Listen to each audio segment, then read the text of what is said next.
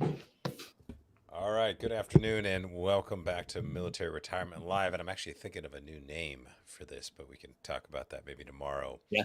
Um, and yeah, if I'm not quite on the ball right now, we had adopted a cat and hadn't quite got around to getting it fixed from a farm. It was all happenstance. So, um, anyways, apparently they've all come of age, and the neighborhood ladies are out, and so it's anyways, ours is a male cat, and he's been Yeah. up late, screaming and like trying to climb through the blinds and stuff. So it's been interesting trying to figure out how to deal with that. But anyways, how was your weekend? It's good, man. Good. Just standard taking care of kids. So what kind of was it what kind of farm did you guys buy this cat from? So I didn't buy it; straight up adopted it. So Um, over the summer, when we were in between places, and rather than look for a new spot in the middle of the summer in Virginia Beach, it would just sound yeah. like a bad idea to even bother. And anyways, we hadn't been home, for over a year, and so we took some time to travel. Yeah. And part of that time, I just got an Airbnb on a farm in West Virginia Oh for yeah, I remember you like telling me that. yeah for like 4 months. Yeah. Kind of move. It's like home base. So that was fun. But anyways, when I got there, there was this kitten, and the kitten, the housekeeper, basically the farmer's daughter who was running the whole Airbnb setup that they had gone there, had gotten this kitten, but she was fed up and just wanted to leave. So she left and left the kitten there, and the kitten started coming and visiting me, and I Yeah. felt bad, so I started taking care of it. And the next thing you know, we got a kitten or a cat now, No. um, in A our full new a place. full grown problem now. Yeah, yeah. So no, but no, it's fun. I mean, it's kind of what we do. Yeah. Take care of those who can't help themselves. No, just kidding. Yeah, for sure. But well, cool. I got your note for a topic Yeah. to talk about, but there's one thing I just thought I wanted to hit on a little bit as kind of just something I was looking through some old slides and found a slide that I remember when I had shared it Yeah. on LinkedIn a few years ago. People were like, "Whoa, that explains in a bad way," and I'll explain what I mean by in a bad way, what military retirement feels like on one slide. And so I thought it'd be fun to just kind of decipher what I thought I was trying to do when I was diagramming this out Yeah. versus what happened, and the lesson learned, which was I thought I was going to help explain something, and instead it simply visualized how crazy and complicated this whole thing is, just from the financial side of it. Obviously, Yeah. that's a part of it we're talking about. Let alone the hundred other aspects or thousand other aspects of military transition Yeah. or retirement, job hunting, all that stuff that go on. So that's the frame for um, this slide here. Cool. So and what I ended up calling this, because from what I learned, is I call it the military income protection system trap, and and let me see, if I zoom in on this, is that still going to share the screen the same way? Do you now just see the full slide? I do just see the full slide. Well, no, I've got the slide. Yes, the full slide. Okay, I mean it's mostly the full slide. Got Yep. it. Okay, cool. So like any good military style PowerPoint slide, I thought, well, we just kind of diagram it, draw it up, and list all the bullet points, and therefore it explains something, right? I mean, how many times? I mean, it doesn't even have to know what this would be about. Just how many slides in Iraq or Afghanistan did you see that look like this? I used to brief a slide every day for a general. For whatever reason, I was briefing him on the pipeline status. I don't know why he cared. But it was some goofy slide that looked like this, and I would just be like, "Yes, this number is now that number." Yeah. And, The arrows are key. yeah, yeah. Well, that arrow is going this way. Wasn't that going that way yesterday? I think Yeah. so, sir. Yeah. Somebody hit delete. The Um, details. so, so, um, so after I posted and got that feedback, I said, "Oh wow, this is this is kind of unfortunately, if even if you're not seeing it on paper, even subconsciously, this is kind of what's going on in the service members who's retiring their head. I mean, you Yeah. tell me if it's kind of going on like, okay, so I'm getting so anyways, I'll kind of break down what I thought I was trying to do to simplify what's happening, and it ended up, of course, being a little bit different. I still obviously I think it's valuable, but so Mhm. the idea here is the scenario where somebody's starting to think about, or the family's talking about, all right, hey, it's been a while, we're getting close to that retirement date, when are we going to get out, when are we going to make the decision, drop the paperwork, so to speak. And so in this scenario we're talking about that questioning coming up at about age 40, about 3 years before retirement, right? So this person's maybe retiring right at the 20-year mark. They said, hey, we're not going to do an extra 3 years or wait for promotion or something, right? So that's a good chunk of folks getting out right at 20, right? So regardless of rank, we just adjust the numbers and based on how long you've Mhm. been in and your numbers. But some version of this is going to happen because, ironically, that's what does make this simple, because all these numbers are relatively fixed, right? To know what you're going to get, what the cost is to get a return on investment, essentially. The first cost was your 20 years of service, right? So your return on investment is getting a pension. But since we equate it to our active duty pay, what's on our leave and earnings statement, right? That's what we've been getting every 2 weeks for those 20 years. And so it just makes sense, of course, to translate that active duty pay and benefit, all the other things. So what else is on there? At a minimum, your BAH, your BAS, your housing allowance, your overseas housing allowance, your extra duty pays, that all comes in on your LES. And that's, some version of that. If you know how to read it properly, you understand what's taxable and what's not. But either way, we see a big fat net number on it. And, there's 1,000 other things on the LES. Of course, why is that got to be so confusing? But it is. And so what do we end up doing? What do you just look at one thing? What did I get? Right? Most of your career, you only have time to look at that, even if you look. Unless it's changing for some reason. Once you get a promotion, you look, how much more do I get? That's Yeah. about that's it. What's my housing allowance going to be? Yeah. So that's so it makes sense logically to then just transfer that active duty pay and benefit over to your retired status side of things, right? But that's not what's happening. You're not in the military anymore. You're out. You're alone. You're totally independent. You have an asset which is paying you. It's Yeah. called a military retirement pension, but you no longer technically have anything to do with it other than those are the people you got to call if they screw it up.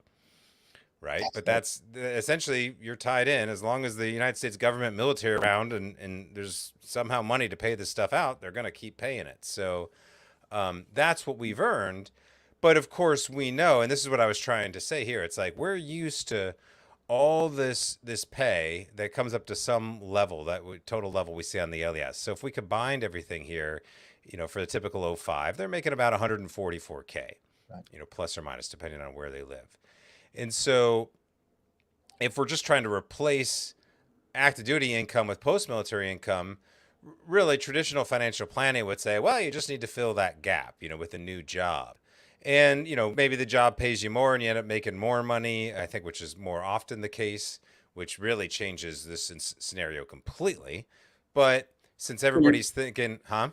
well, you're going to have to make more, right, to make up for that difference, that non-taxable income that you were Right, making. right. Yeah. Yeah, exactly. It's like, and you should be getting paid what you're worth and valued, which Right. is way more than this 144. But anyways, now we're talking about whole other skill sets and stuff. But from a traditional, like, oh my gosh, they're getting out of the military, or you've barely saved because it's so complicated for you to take responsibility for your finance. The way we get treated about and so there's no expectation that anybody would get any more. And if anything, maybe even try to live off the pension. Yeah. But either way, all I'm trying to illustrate here is that, from what you were getting on active duty, the pension is not worth half of your pay. It's worth a third maybe some, around that, because all the housing allowances and all those extra pays, they're not taxable, let alone healthcare, doctor visits, whatever other things that we get for free in the military. When that goes away, our pension on a monthly basis, how much you get to actually keep in your pocket and what it's worth, is obviously going to look a lot less than your traditional LES did. Yeah. So it skews the whole thing. If we're only thinking monthly, oh, it's a couple grand. It's nice. I'm not gonna say no, of Yeah. course. But yeah, how do I make up this whole gap? And then we get chased down into finding the first job to get me at least where I was, let alone what you're worth. And Yeah. so our argument is to instead say, if you're finding out about this problem, 3 years early, more time the merrier, of course. But even if you're right in the middle of it, whoops, oh man, sensitive mouse thingy. If you're in that position, but to now look at this pension as essentially a full asset. And what is the value of that pension? So, regardless of how much it was worth to compare to what it was before, the fact that you're getting, in this case, $56K a year, that's worth like $1.5 million in a lump sum. So rather than thinking of it as just a cash flow item that you got to make up for and replace and taxes and instead think of it as an asset, because it's still going to pay you regardless, regardless of tax situation, regardless of all the other things. So now that we have ownership over it in that way, of course, that's where understanding how are we protecting that, because either way, either if I'm just thinking about it as a monthly paycheck or I'm thinking about it as a $2 million asset, either way, if something happens to the service member, it goes away. And so that's what the government survivor benefit plan is. And so I was trying to continue on the story just to show how little that benefit would be, compared to, how a traditional life insurance would pay out with like a lump sum versus an annuity here. So, anyways, I mean, that's enough to just kind of show like, yeah, there's some various scenarios that could play out. And obviously, there's tons of variables that could play out. This scenario is basically retire, get a pension, something happens to the service member, spouse gets half the pension. So it goes from 1/3 to half of the 1/3 is basically the only option, the only scenario in which there is a return on investment, because that scenario right there has a cost. It has a 6.5% cost of the pension. So that adds up over 30 years to well over $100,000, right? So, but either way, so if you're in SBP, you're paying that regardless. But you're only getting this, half of the 1/3. You're only getting that in one scenario, and the one scenario is spouse passes away before the veteran, and it only pays out in these monthly allotments. So in order to get a bigger version of that return on the investment, that requires the spouse live long, which again is a complete unknown, right? So the probability of a return on investment is not necessarily high, because just getting the money back in most cases is less than 50%. And that's based on birth rates and actuarial data and census data and life expectancies and all that kind of stuff. But they know all the math on that. So that's what all this planning is about. So it's like if SBP is maybe around 50, 60%, sometimes down to 30%, just depending, especially if there's a female spouse older than a male veteran, that changes the probabilities drastically. Yeah. And we're not even talking about a return on investment. We're just talking about getting the money back. And so either way, there's never an 100% chance that there's going to be a return on investment, because if for some reason the spouse passes away first, or they don't live that long, or there's no way to pass that along to kids or change the beneficiary or get money back again if the one scenario doesn't play out. So, to illustrate, again, that's what I was trying to illustrate here, is just to show that not the probability side of it, which I was just talking about, but just how little it would actually be, and is that going to be enough? And so that's why our scenario, our replacement strategy, is about regardless of what ends up happening, the stuff we can't know, that at least there's a 100% return on investment in some capacity, right? So we start there, and then go to the rather than getting a stream of income, that's half of the monthly pay. We'd rather just pay the full value of the whole pension Right. for lump sum, and then you can figure out what to do with it there. So different What? aspects of the strategy, but essentially this is all the chaos that's going on. It's technically simple because it's just a third of that, a half of that. 6.5% is the cost. There's one chance of it paying out. Here's the probability. I mean, it really could be on one slide. I'm not good at making these slides, so that's how we ended up with this mess. But Well, I think that's, I mean, I hate that concept, especially with SPP of like, well, if I'm actually going to maximize that benefit, I have to die early. I mean, that's the thing to get the most out of that, right? Like I have to die early and my spouse has to live based on the probability of life expectancy for a woman is what, 80 right now, probably something around that. So, I've got to die early and she's got to keep getting that benefit until the end of life. So I mean, personally, I don't, I don't like that concept of, my death equating to maximizing that benefit.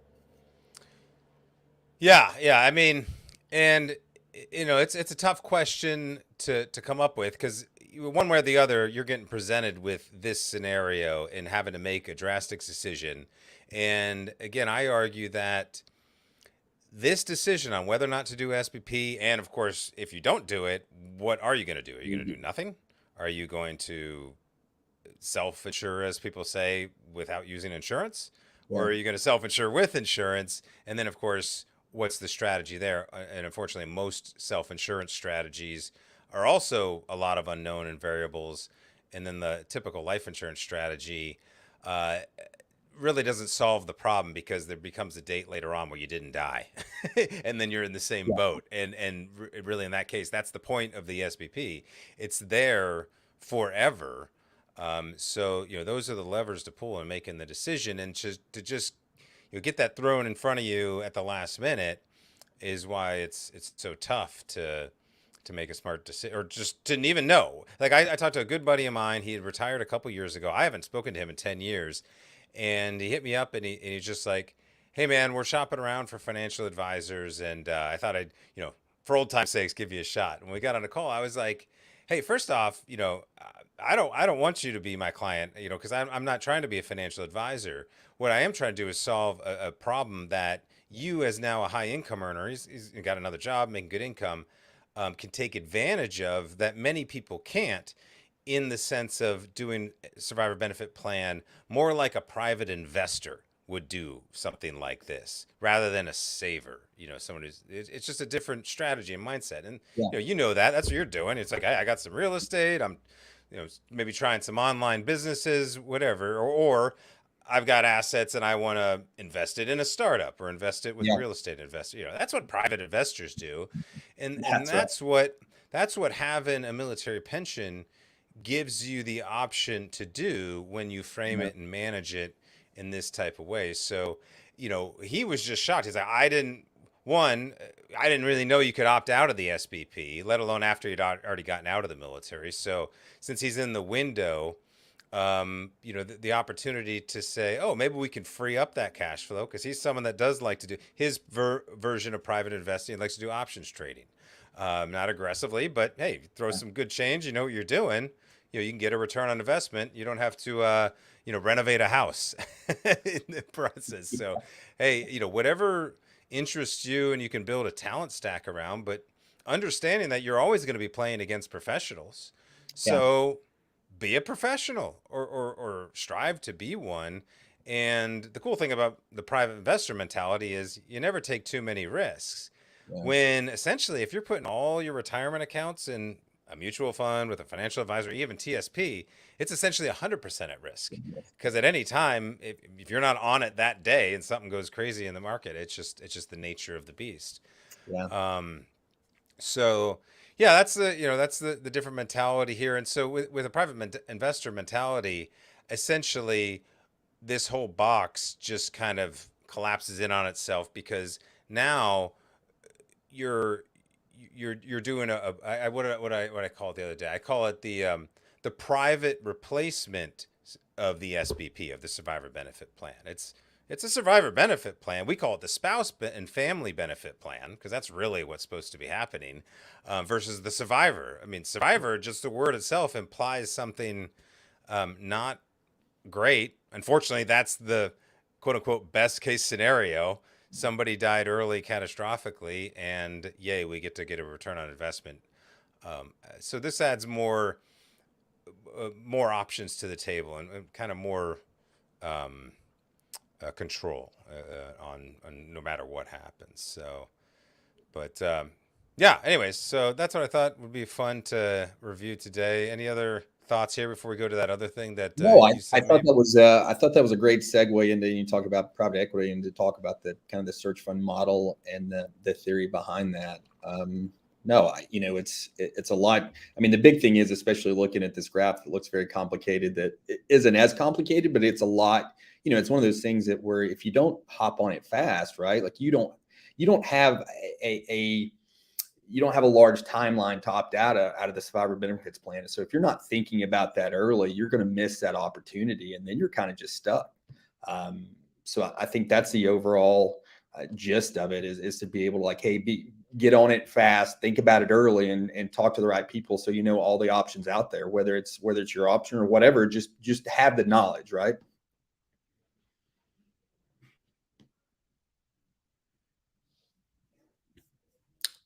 Oh, sorry, you're muted. My bad. I had a great segue there. I was like, "Yep," and that's exactly what we're trying to do here with our website to share the knowledge Yeah. on these topics, and of course, add another perspective and introduce people to what we do if they would like to look at a replacement. So, still kind of doing some draft updates here, but we got some better organization that might be interesting for kind of the idea here is to find yourself on kind of where you're at in the career military family perspective. Are you still active? You got a few more years. Are you in retirement? Are you already out of the military trying to prepare for the next stage? And Because your example was really the ideal scenario, right? Like how many times 3 years out you're starting to think about this? exactly.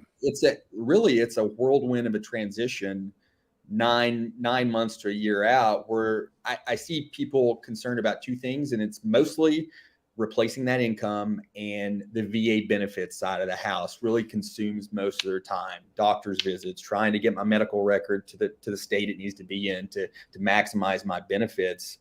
If they're educated on that at all as well, but the replacing that income seems to be the priority that people spend all of their time on within that 6 months to a year time frame. Yeah, no, absolutely. And so, and that's what we address here in the white paper. So this has been updated and free for download. If you want to share your email and sign up for our newsletter, and we honestly don't send out a whole lot of emails, just to announce stuff here and there. But okay, cool. Well, other than that, let me bring up the other thing you talked about. Or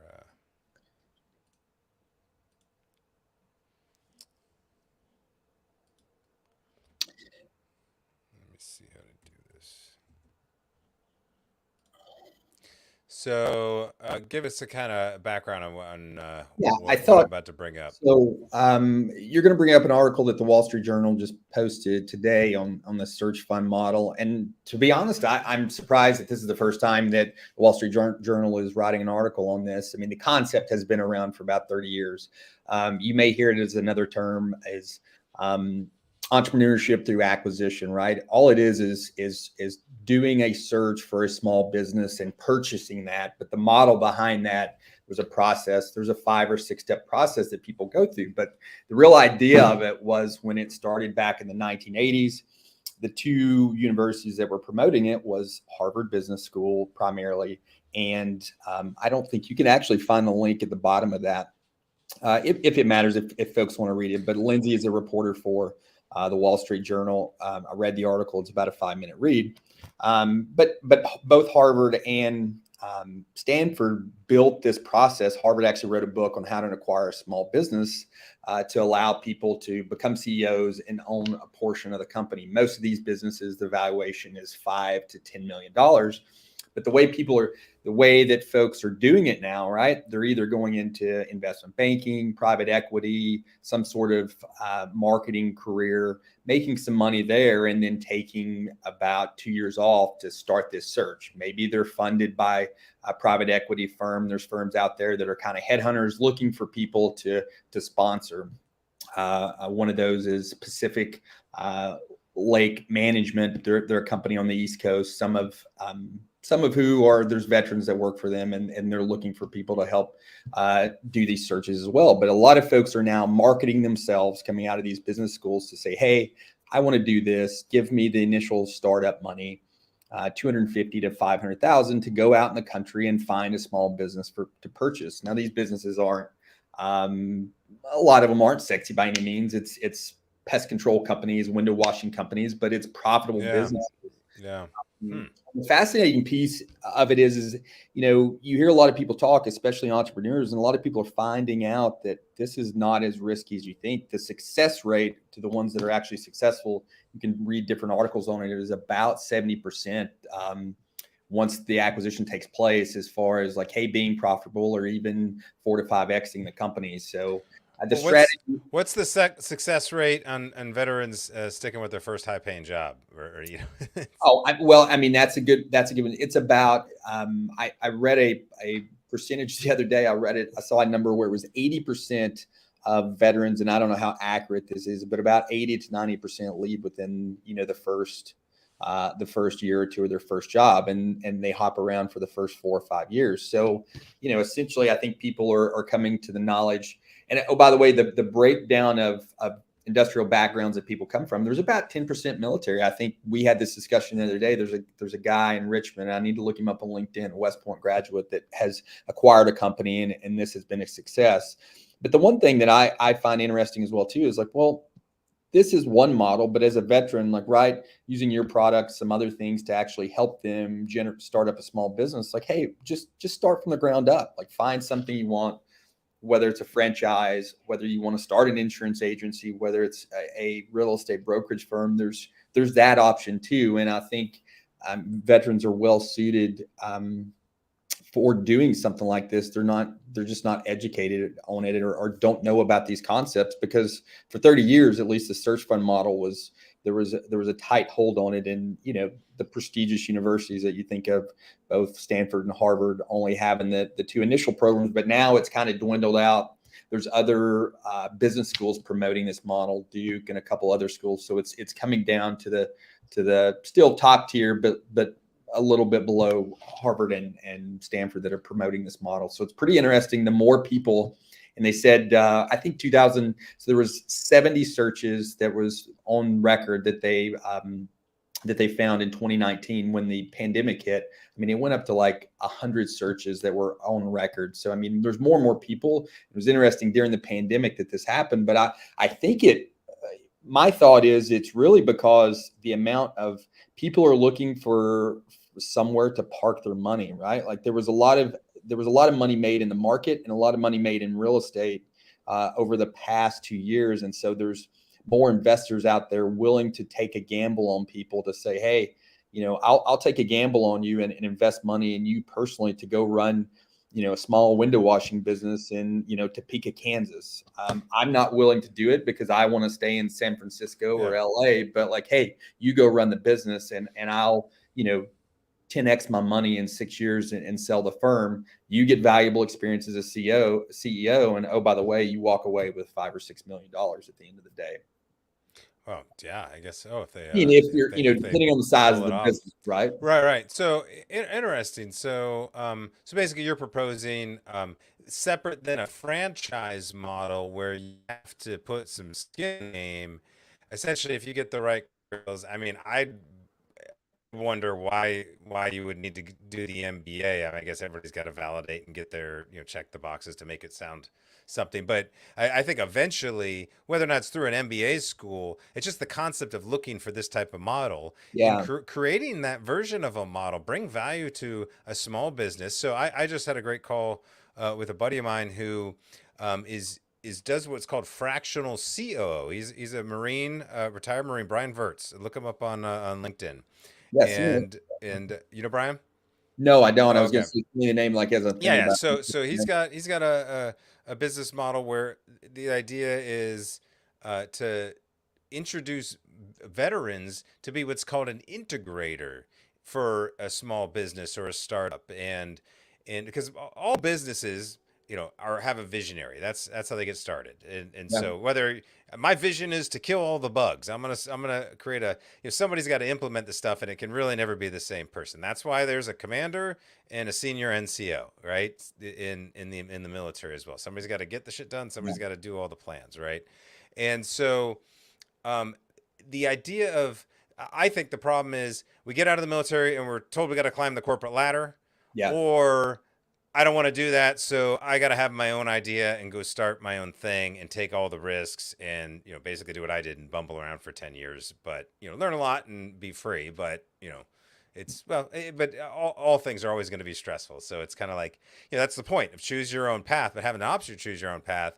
But I think when we talk about translating skill sets, I mean, we know it's hard to translate infantry skill set. That's an obvious one. And the assumption is we can just translate, well, leadership skills. I got leadership skills. How do you sell that on a resume, which again is in a stack of 200 other resumes of all people that wrote down leadership skills, right?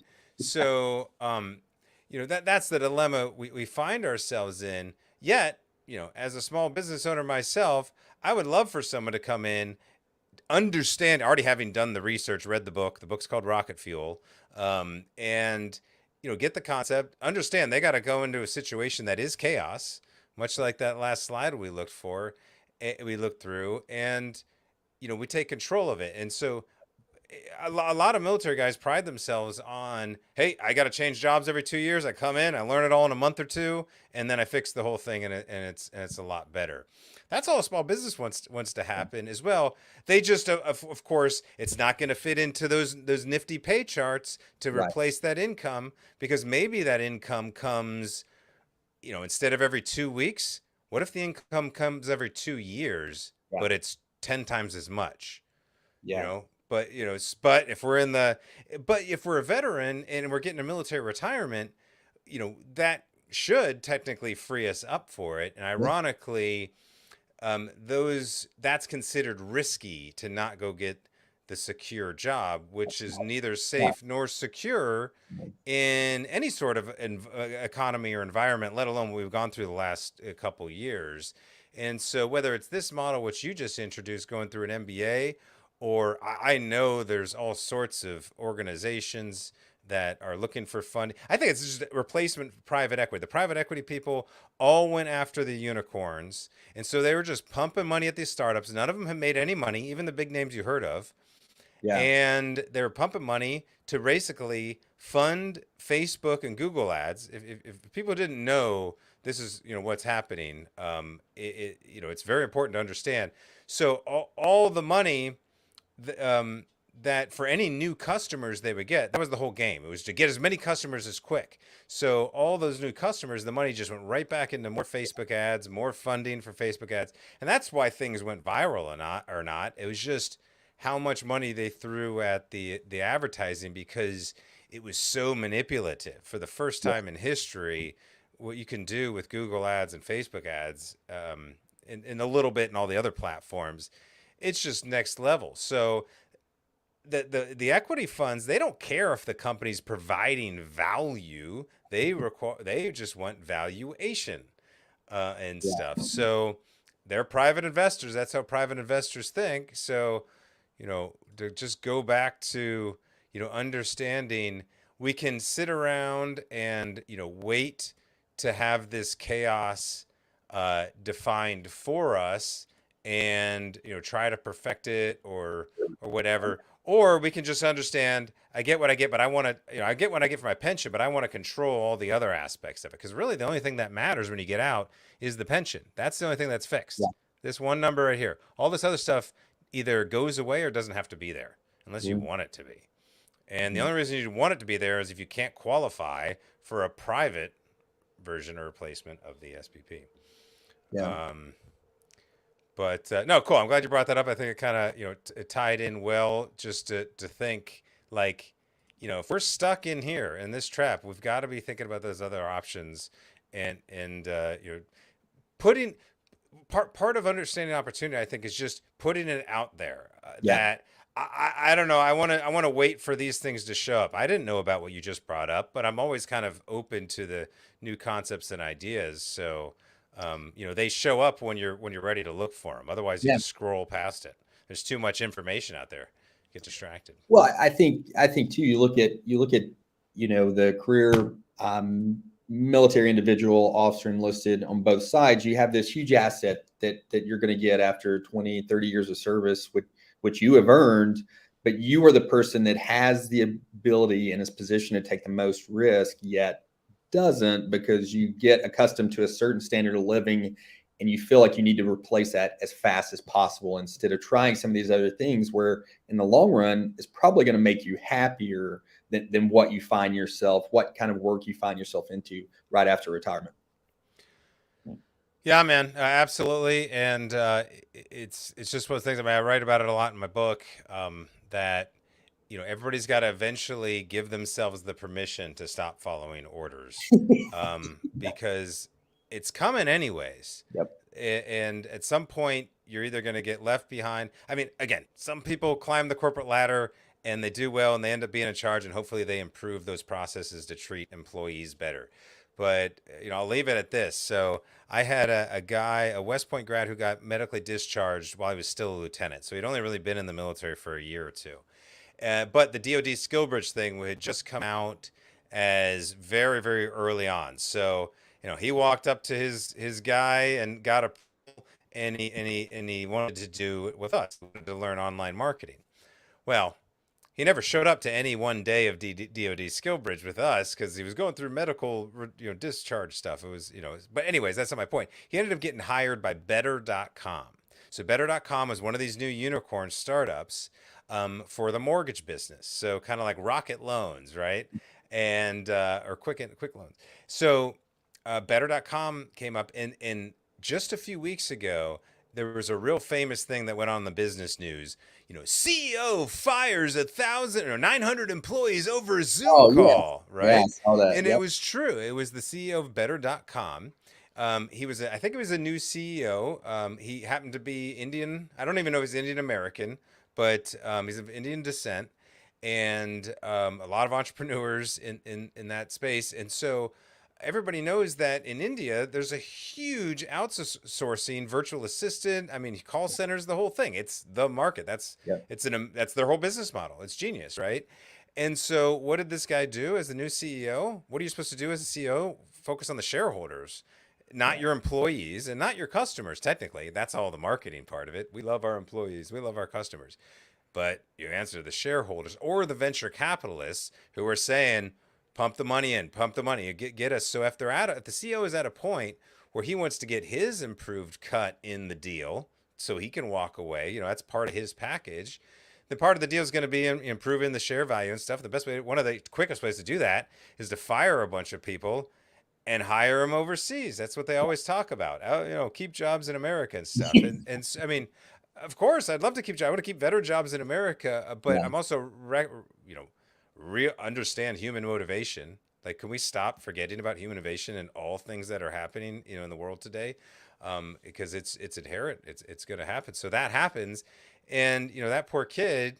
He put a nice post up on LinkedIn saying like, "Yep, I was one of the ones who got laid off, and I learned so much."